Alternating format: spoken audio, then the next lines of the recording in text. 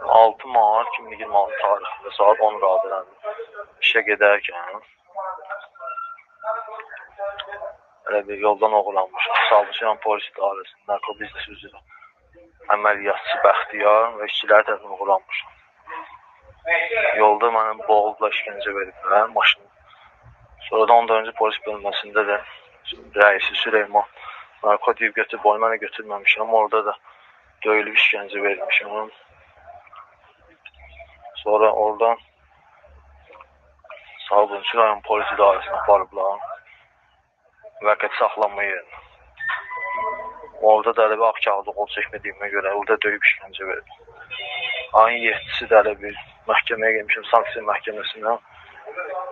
Orada da elə bir vəkilini tələb eləmişəm. Vəkilin gəlmədiyinə görə, şərait yaratmadıqlarına görə arxamı məhkəməyə çevirib etiraz bildirmişəm. Məhkəmə qurtarandan sonra sanitar qovşağında aparıb qapını arxadan bağlı mənə döyüb işgəncə veriblər. Hətta o yerə ki, başımı unitasın içine salmağa cəhd ediblər. Ta o yerə qədər ki, dedim işıqlandıracağım, ondan sonra əl çəkdilər. Xahiş edirəm, onu işıqlandırın.